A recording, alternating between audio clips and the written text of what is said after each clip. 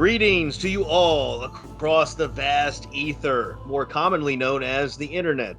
This is your co-host Rob here with Nico on the Integrative Mysticism Podcast.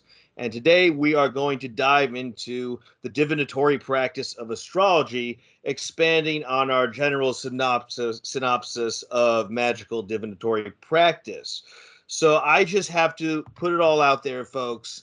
I am a bit of a layman when it comes to astrology. So this is going to be a bit of an interview on my part, interviewing Nico, to picking his brain to bring about the information necessary to bring forth the message that needs to be heard. Now, my individual take. Oh, by the way, how are you, Nico? Oh, I'm doing well. I'm doing great. I'm doing great. This is the beginning. This is the everyone's been waiting for it. Nico gets his head shrunk series. So here we go. Yes, I will do my best to expose any and all things related to astrology as it pertains to the contents of Nico's mind. So, anyways, uh, my my take on astrology is that it's a magnificent synergy of observational science and magical practice. It's an observational science in terms of the qualitative and quantitative variables involved, the the tools and methodology involving the observation and measurement, and the precedent data that has been accumulated over the course of millennia, all combined with the magical in order to facilitate latent activations within oneself as they pertain to perceptual awareness of the multitude of concurrent influences that the immediate celestial bodies have upon us. So, as I begin with this topic, Nico, I just have to ask, along with being an observational science, what is it that makes astrology a magical divinatory practice?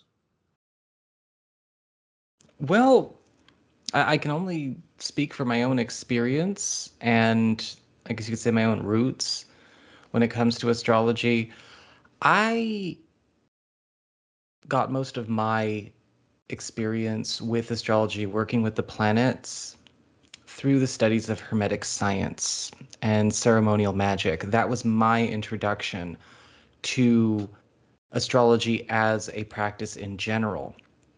With all of the tools that I use, for divination, tarot, runes, I don't use runes so much anymore, but I used to use them a lot. Astrology actually came last as far as a divinatory art, and it started for me as a magical art, as a ceremonial practice, right? Invoking the energies of the planets, meditating, getting in contact with the very essence or the consciousness of, say, Mars or Venus or Jupiter. And of course, we should, if you are all about the planets, be also using that to help get better attuned with the energies and consciousness of our celestial body that we're sitting on right here, Mom, Earth, Gaia.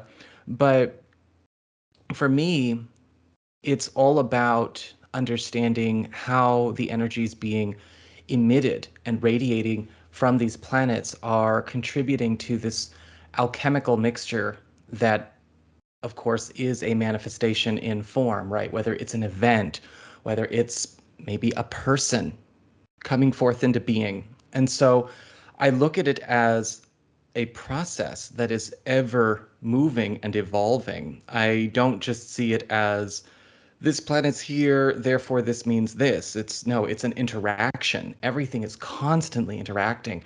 You can look at the solar system or the galaxy as a macrocosm of our biosphere. It does seem to correlate um, the astrological celestial bodies does seem to correlate to both the universal and individual holistic body.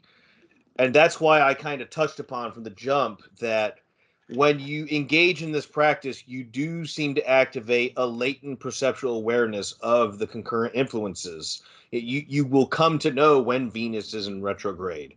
And I Yes. think it's getting pretty obvious that people are becoming quite aware of when Mercury is in retrograde, given that the collective consciousness is just supercharging that that event as it recurs. But I'm wondering, within this framework of astrology, Nico, what is the most underrated component? The one that really needs to be brought into the light with greater emphasis. I would say that we need to remember that we have agency and that we have free will, and that astrology is every bit as much an interactive practice as it is an observational practice. It's interactive, and in the sense that, look, this is about timing. This is about using what you can at your disposal, and it can enhance your spiritual practice. It can enhance the quality of life you have in a mundane capacity, whether it has to do with maybe timing certain decisions or certain workings, or maybe big purchases or big investments that you're making. It can be used to assist with understanding how certain events or maybe certain interactions with other astrological creations or astrological interactions are going. Of course, we see sometimes that occur when we talk about compatibility charts, synastry charts, and things like that. It's something where you are getting a deeper glimpse at the tools and the powers that are making up anything. Once you know what goes into something, then you have so much more freedom, so much more agency, and so much more power to do whatever you wish with what you are given. And I think that if we treat something as a strictly observational practice, then we are making ourselves objects in the universe at the mercy of external circumstances. But it is every bit interactive. And I think a lot of that does come from my magical practice and from my magical history, because that is a big part of ceremonial magic. That is a big part of Hermetic science, where it's all right, we are invoking, calling through the energies of this planet or this aspect or the moon here or whatever is going on, to hold that vibration, to radiate that vibration, to effect change or to enact change. Does that make sense? I think you're really honing in on the interactive aspect you mentioned at the start. It seems like the a relationship can actually be directly established with the celestial bodies in order to manifest and create whatever. I think that maybe gets lost in the shuffle, so to speak, in terms of your kind of critique, where if you just focus on this as observation, you're kind of objectifying yourself and the celestial bodies. Is that what you were getting at? Yes, you're if you do that, then you are essentially mortgaging your own opportunities away, or your own agency, your own power as a divine creator being, spark, having this experience. And you can see a lot of that sometimes when a person may be observing, say, their own chart. And a person might say, well, such and such about this aspect in one's natal chart. Okay, so this is an ingredient in your life, right? Kind of like how our genetic material is just ingredients. It's not something that we need to like elevate to some prosaic or overstated sense of significance. It's this is what we've got in us, and we can choose to do something with it if we want. Our genes, right? Epigenetics change all the time. And we do have power over what could be considered hereditary when it comes to our genes or our bloodlines, if something's running in the family, for instance, and things like that. Same thing with astrology charts. You look at your chart and you go, okay, this is a difficult aspect here. I, for one, have a fixed grand cross, in my first, fourth, seventh, and 10th houses. And so I could make a choice. I could go, I'm going to just sort of let this play out, let this define me, or I can make something of it, or I can diminish it, or I can learn from it. But we have to understand that this is still a part of staying interactive. And I'm wondering, the objectifying, the potential diminishing, these kind of hiccups and mistakes people make in regard to their active astrological practice. What are some other mistakes and other traps people get into as they engage in the practice? One of the things that I think is probably the most troubling to me is fatalism, where a person might assume that fate is set in stone or that everything is locked in. You don't have a choice. And if, say, Mercury is going to retrograde, everything's going to hell. Or if it's just a weird day on the planet, it could be a doomsday thing. Got to really be careful about fatalism, because sometimes what happens with fatalistic practices or fatalistic ideas is that when people just stop being creative, they're giving all of their power away again. Now, I know that there are some people out there that just don't trust their judgment, and so the idea of fatalism could be seen as a relief. I don't have to take responsibility and I don't have to get smarter, but I don't think that's a healthy philosophy to carry through life. I do believe that the fatalism you speak of, it's kind of easy to get into that mindset.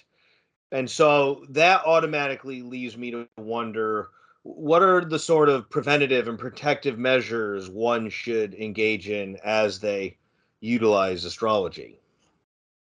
I think a good way to look at it would be, all right, when we think about the idea of fate or destiny or cycles or, anything along those lines, prophecy, we're looking at a tide. We're on the shore and we're looking at a tide. So the tide may come, and we have a choice. We have several choices we can make with the tide. What is the tide?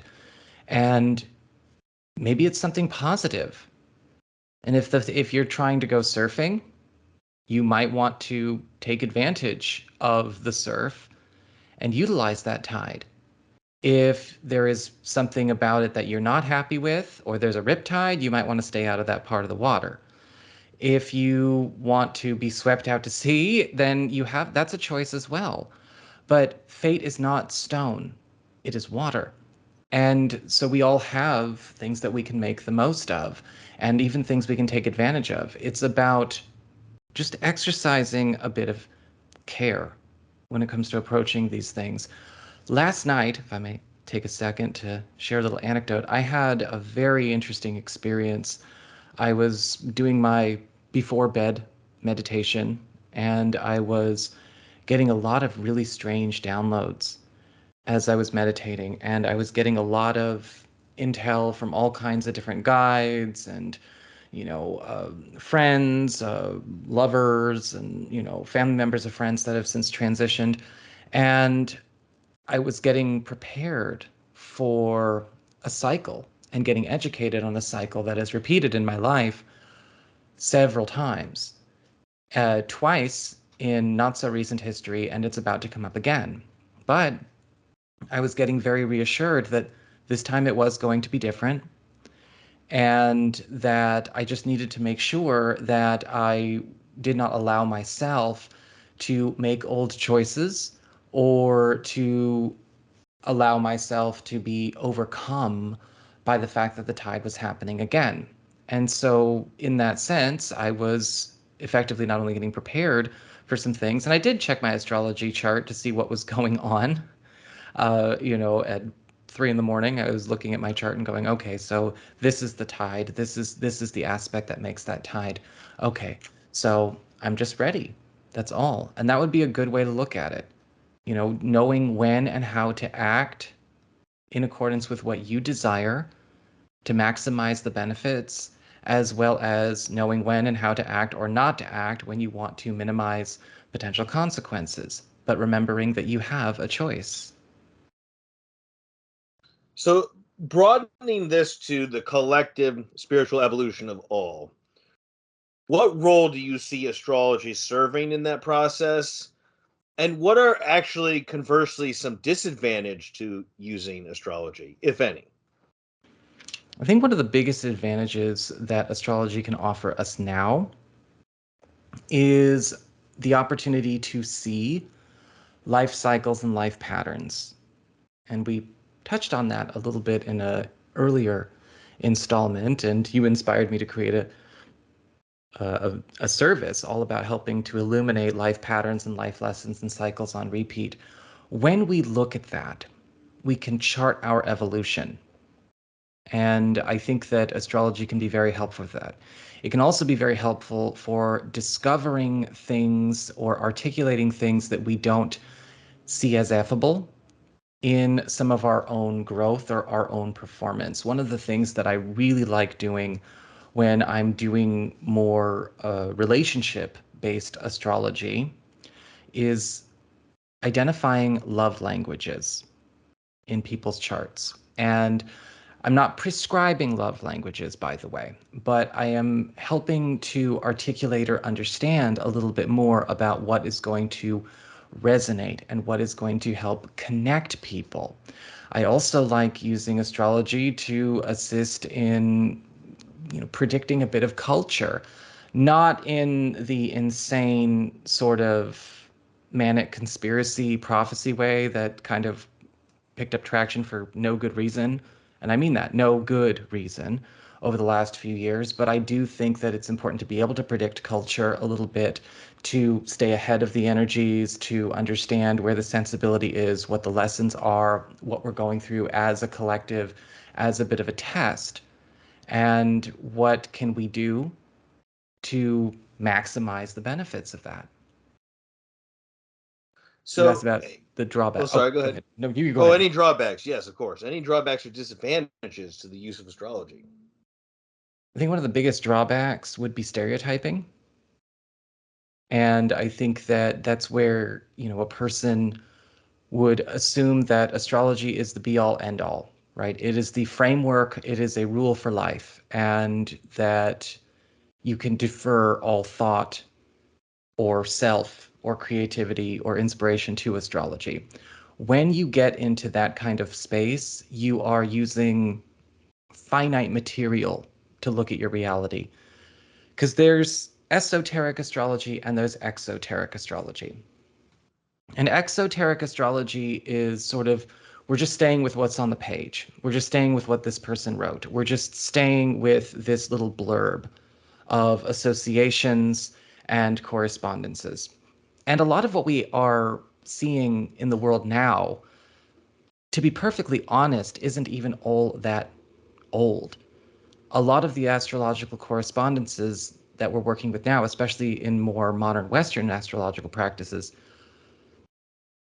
really didn't start getting canned until about the 60s, 70s, and the start of the New Age movement. And we have a lot of staple astrologers like Linda Goodman sort of spearheading a lot of that.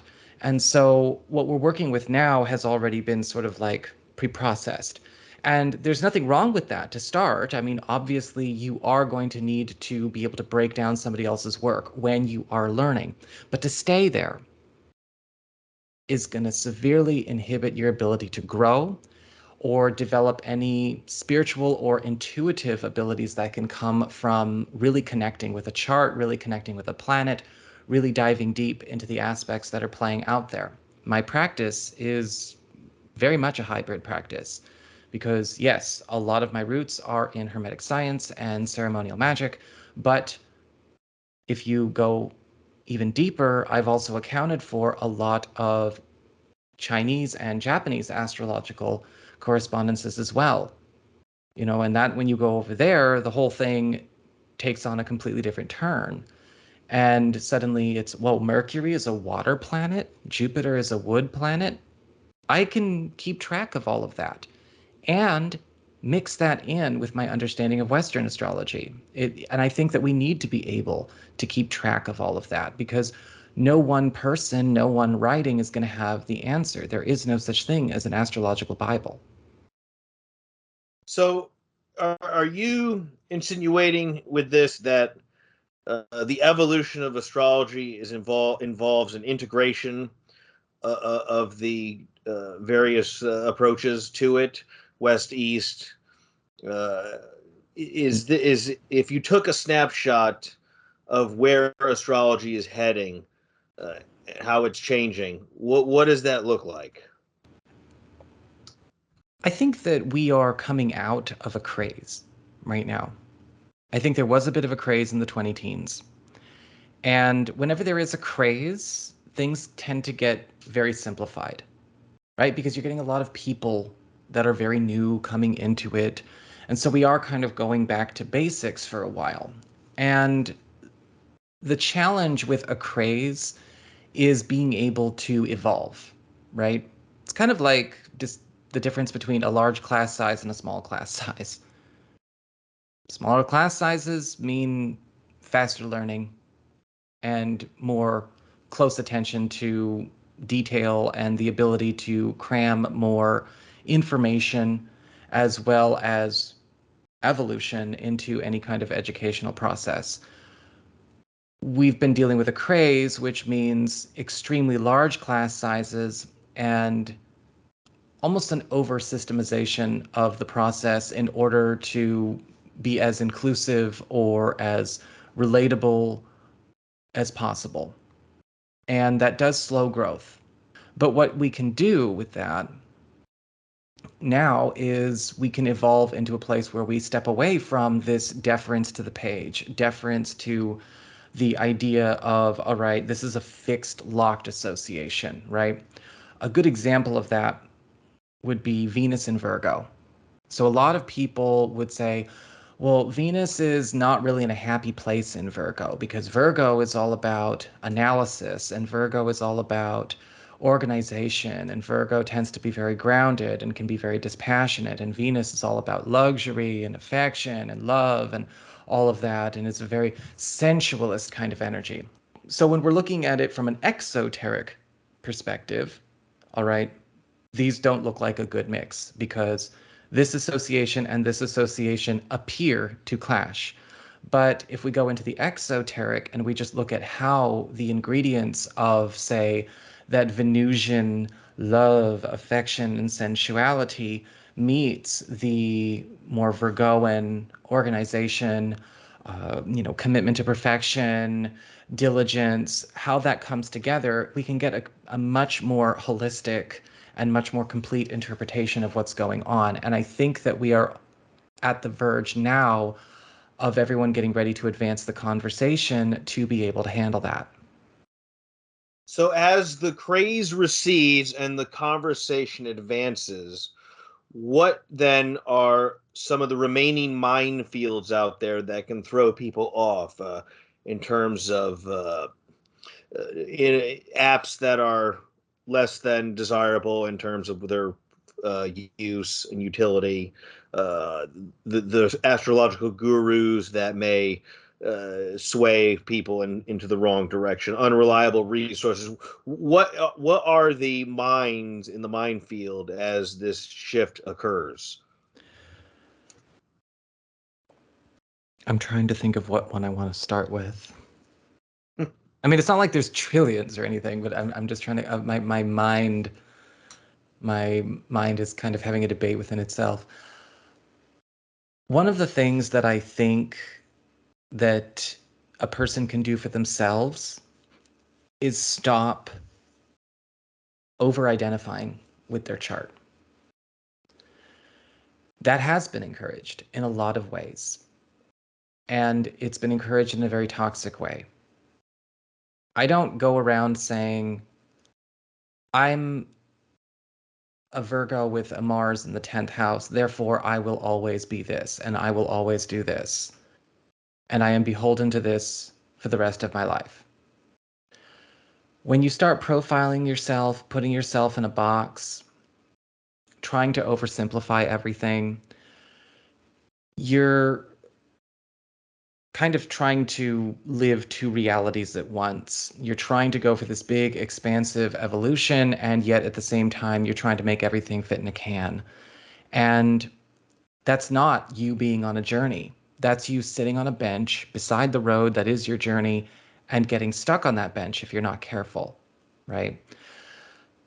I think that a lot of people, especially because it has been a craze, have also brought a lot of unreconciled trauma and cleared conditioning from organized religion and have maybe projected a lot of that conditioning into the realm of astrology, especially. And so if you are coming from a very controlling, very insular, organized, and maybe even oppressive dogma, and you've not cleared that from yourself, you may have a tendency to repeat the cycle with the new thing you get. And so that is something I've seen. I also feel that tying one's personal healing process or recovery process, whatever that may apply, is not the way with astrology. And it can become addictive, right? We might be taking some unnecessary risks with that. And those are just the ones I can come up with off the top of my head. So, is it possible that a way to mitigate the over identification with the chart, to eliminate astrology as this crutch or as a substitute for one's healing process is would the incorporation of adjunct divinatory practice serve to open people up to maximize the benefits of using astrology? And if so, what would those practices be? And if not, why not? Just so I'm clear, you mean would it be wise for them to maybe open up to, say, incorporating like tarot or scrying or I Ching on top of it? Is that what you're asking? So, for example, personally, I bridge astrology and numerology in my own personal forecasting, Okay. and I'm just wondering if that incorporation promotes a more expansive working process with astrology itself, or if it's something that's not really compatible. I don't think it's incompatible. I do see spaces where numerology, for instance, can overlap with astrology, just like tarot can overlap with astrology. I don't think it's really about whether or not astrology and numerology can overlap or not, because I think they can. I think that all depends on the person and what they are bringing to the table and what their capacities are, and how much of that capacity are they developing. There are people out there who say, no, you can't combine astrology or numerology, or you can't combine astrology and tarot, or you can't. That may be the limitation that they have because they're not as fluent in very many spiritual languages. But your level of spiritual fluency has nothing to do with what divinatory practice you have. It has to do with what how good you are at your practice and how committed and dedicated you are and how pure your intention is to develop your practice. I find you saying this reminds me of my intention in the incorporation, which is clarity. I find the synergy of numerology and astrology to provide potentially greater clarity. But I mean, I think you've really presented a invaluable statement in terms of incorporation, because intention precludes the incorporation. If the intention is lacking, the incorporation is also going to be lacking. And I think it's a good check upon oneself whether or not to delve into that kind of thing if one's intention is not sound. But this is leading me into a train of thought then, as you kind of point out the checks and balances regarding the practice. Is astrology universally suitable for anyone? Is there a kind of typology for of a person that's normally would be suited for it? Uh, is this for everybody? I don't like saying anything is for everybody. I'm not a missionary. I'm not, and you know me. So I'm going to say it's not for everybody. And I know plenty of spiritual practitioners that are very powerful and very talented who are kind of like, nah, I'm not really into astrology.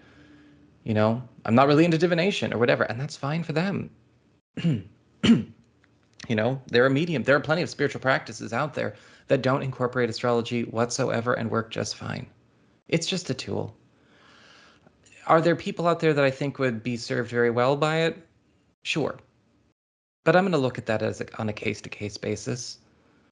And I think that there are a lot of advantages we can get with understanding context with astrology. I think that it does help in a lot of cases, especially when you are maybe looking for a way to articulate a certain situation.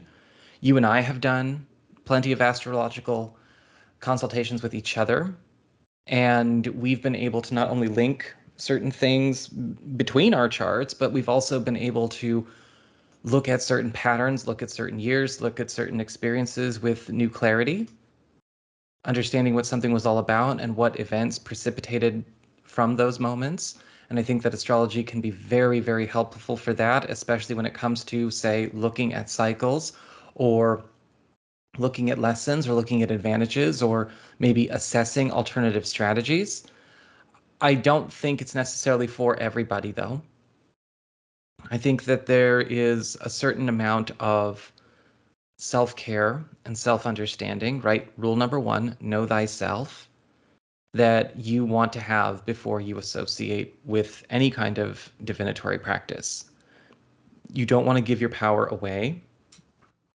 If you know yourself not to be in a place where emotionally, psychologically, or spiritually astrology is a complementary fit or not, if you can't tell, or it seems to be eroding your quality of life, or way too much focus or way too much intensity is getting transferred over there, that might not be a good time for astrology. You might want to take a break from that before you go into any divinatory practice, whether it is astrology or numerology or I Ching or cards or runes.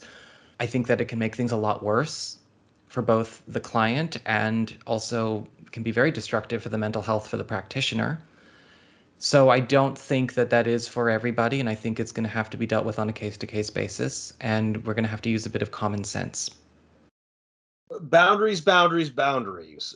Forecasting, divinatory practice, and healing are not going to always work together. It can be a recipe for disaster. So I think that's another one of the minefields out there, and that's important to recognize. But bringing it back to the microcosm, Nico, what is it about astrology that drew you in? I mean, well, why are you drawn to astrology? Well, for me in the beginning, it was about magic. And you know me. People always ask me, what do I like better, tarot or astrology? And I say, magic. You know, the practice of interacting with these energies, alchemy, spells. And so for me, astrology and planetary energy and being a spiritual practitioner had nothing to do with divination for a very long time. I was somewhat familiar because you have to go through sort of the intro when you are studying these arts as a magical practice. So I got to do the orientation, I got to take some of the prereqs, but it really didn't become something I wanted to look into as a divinatory practice until late in my practice, until late in my journey, or later in my journey, I should say, probably around 2008, 2009. And so, yeah, it's only been about 13, 14 years.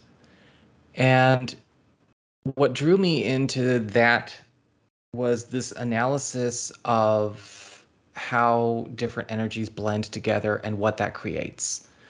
I look at the astrology the same way I look at crystals, or the way I look at herbs, or color correspondences, or numerical correspondences. I see them as weather patterns. And so, as one who has kind of this mad scientist, mixologist, wizard experience that I am, that's what drew me in. It was the study of what everything is made of.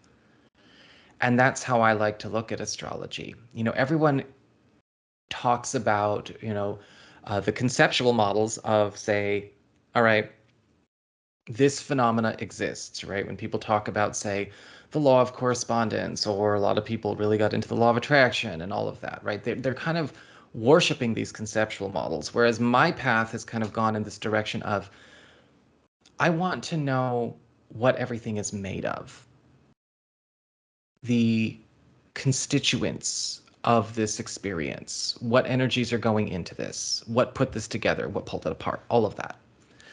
And so that's what attracted me to astrology the most. And then the divinatory practices were already kind of on. I was already reading tarot. I was already reading runes. I had familiarity with the planets anyway, because for magical correspondences and for ceremony and for, casting purposes, I did need to know a lot about Mars. I did need to know a lot about Mercury. I did need to know about a lot about the sun. And I had this huge repertoire already built up, right? Looking at, you know, uh, European Hermetic science, looking at ceremonial magic, looking at Japanese astrology, because, of course, a lot of Japanese folk magic and Shinto and the Tao from China, all of that also informs a lot of my practice. And so I already had all of it there. So I was like, okay, let's just go over here and let's see what we can do with it. So the delving and understanding of the constituent parts really has revealed to you the holistic picture of astrology. And so, is there anything about astrology in terms of the definitions that people completely miss the boat on when it comes to things like squares or nodes? What's the one thing that repeatedly just gets misinterpreted? Well, there isn't just one. I think compatibility and aspects are the two things that I do see the most misunderstood or overgeneralized or stereotyped. So maybe we can talk a little bit about that.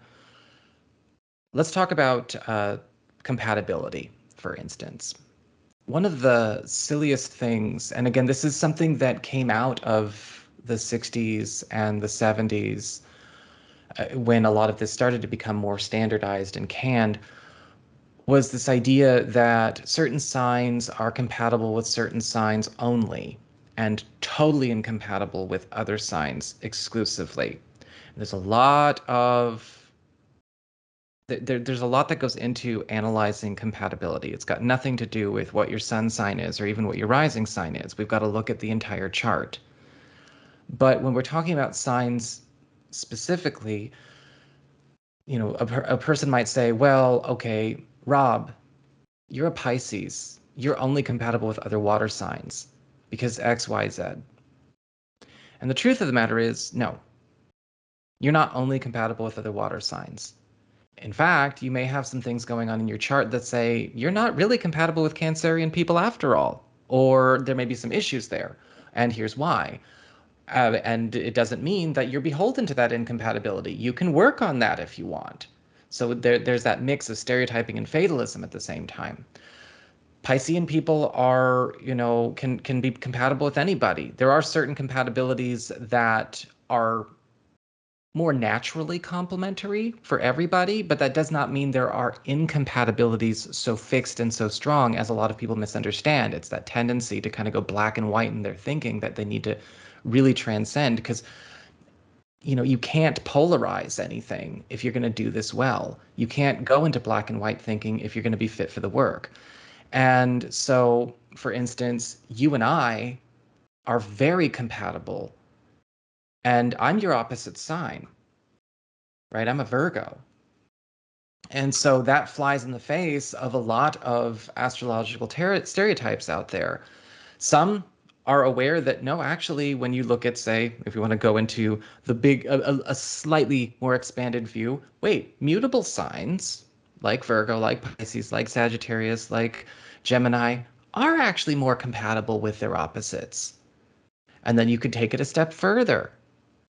And then you find out, wait a second, some of these other compatibilities exist as well that maybe aren't really getting accounted for. People don't necessarily think about air and water being compatible. Both Virgo and Pisces are each compatible with Aquarius. And it's not really talked about all that much because nobody's analyzing how these energies interact. They're only going with the stereotypes. They're only going with the element, or they're only going with the planet. And I Yeah, think that, I agree. There does seem to still be an overemphasis on a singular aspect of the chart. Obviously the sun sign, but the depth and array of potentiality in terms of how you relate to everything, it comes from the chart. You got to dig in the chart if you want to understand this stuff.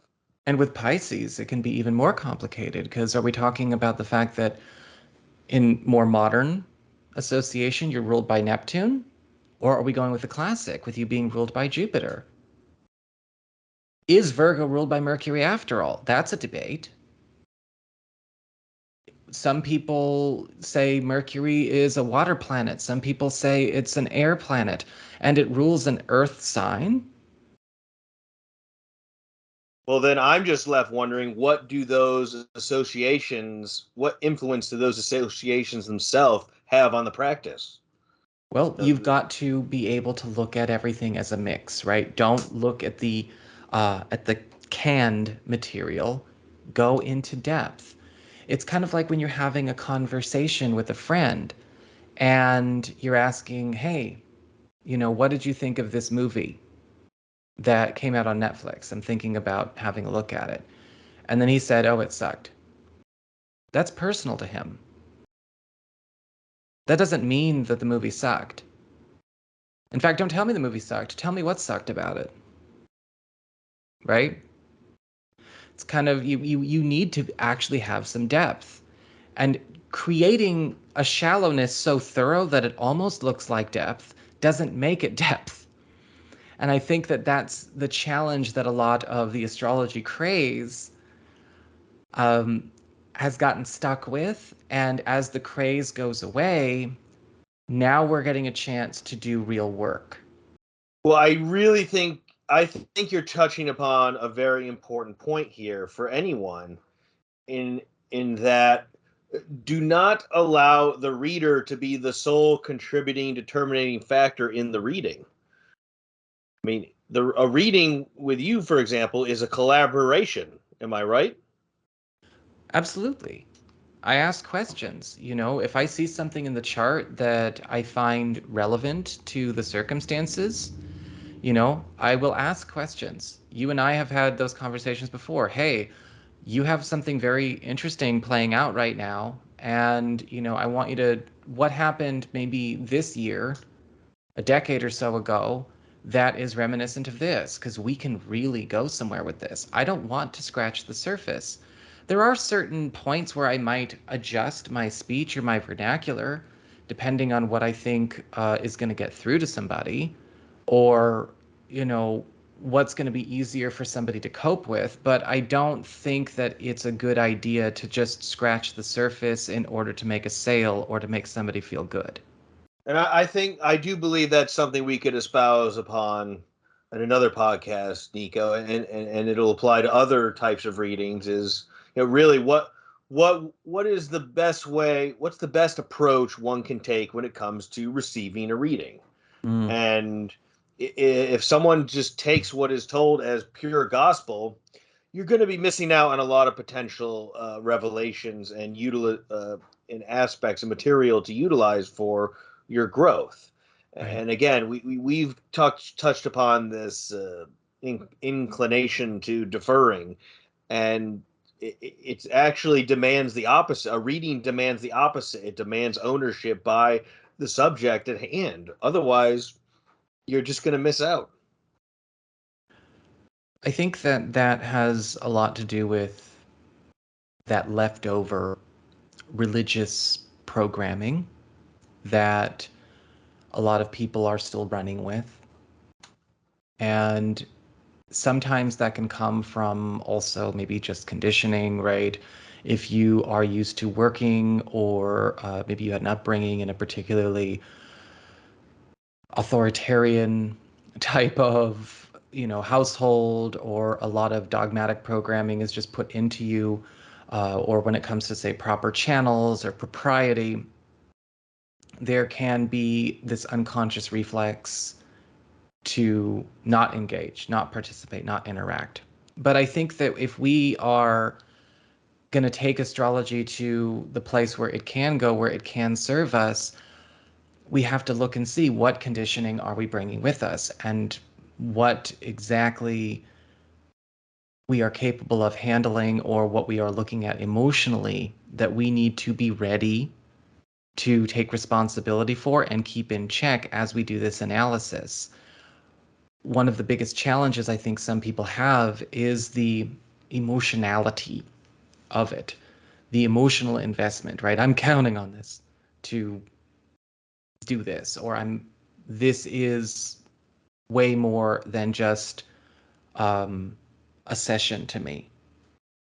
And we have to be somewhat more dispassionate about the way we look at it. Otherwise, we're going to get trapped. So if I'm understanding you clearly, Nico, it sounds like the conditioning literally conditions the subject's interpretation and processing of any given reading. And their ability to grow and take on more information. So yeah, this is definitely a point of emphasis going forward. Right. We all, every one of us, present company included, we do need to be mindful of the conditioning we bring to the table, because it will contaminate any divinatory practice, not just astrology. There's almost a demand to be vigilant about it, because it has that powerful an effect. Right. Now, if you're doing a general horoscope, for thousands of people, you're probably going to be more general. Of course you are. I have a lot of my interpretations that come through when I'm doing a monthly astrology forecast that are more fit for mass consumption. But if you listen carefully, I will say things that stand out or stick out. But if I'm looking at your chart or I'm looking at my chart, then I'm going to fire hose. I'm going to go way, way, way deeper than that. And I think that when we confuse what is there for the masses, right, sort of the outer court of the temple, so to speak, for what is going on at the altar or the inner court of the temple, we can make some serious mistakes. And I think we're cleaning up a lot of that right now. And I believe we will continue to do so. Now, I don't believe we can have a proper astrology podcast without a proper astrology forecast. So this is where I need to put you on the spot, Nico. And I'm just wondering, in the global horoscope, Oh Lord. what's the biggest element, most relevant element of the forecast within the next 6 months? Well, I'm just grabbing my pen. Um, the most relevant forecast or the most relevant, I guess you could say, interaction that's going on, there's several for the next 6 months. I am particularly interested in the North Node connecting to Neptune and Jupiter, which is already going on as we speak. Because a lot of aspects that we have experienced, such as the Pluto return in the United States, which has been very much overhyped and, co-opted by some of the more, let's just say unstable crowds. But they are getting their start when these aspects happen, right? There's this dispensation of energy, and then it runs in the field for a very long time. So I would say the North Node in Taurus is probably the most important thing to me, because that's all about our biggest challenges and biggest rewards. That's all about where we are evolving or where we need to evolve, where all of the most important innovations and transformations are going to occur on the collective psyche level. The Pluto return, yes, is also very important, but I'm fascinated by the Jupiter conjunct Neptune, which is coming up here in April, as well as the North Node of course, like I said, interacting with them at the same time. Which one do I think is taking precedent, or which one do I think is the most important? I think that I'm not going to say there's a hierarchy, because there really isn't a hierarchy. Certain people may have certain attachments to certain things and create a hierarchy, but I don't see a hierarchy. I think right now what I find most fascinating about the Pluto return in the United States, which does have a ripple effect on the rest of the world, it does, is this elimination and clearing of the first iteration of the collective psyche that is the United States as an identity, as an archetype, as an experience. And what happens with that is it doesn't like blow a whole country away. It doesn't create anything like that. That's not what the Pluto return is all about. Plenty of countries have gone through Pluto returns. It's just that this is the first Pluto return of the United States, which is why it's getting blown out of proportion. This is an opportunity to transform how we go about our entire process of handling authority as an entity. This is also an opportunity for us to eliminate a lot of old programs and old narratives that have dictated our development from the inception of the country of the US to now.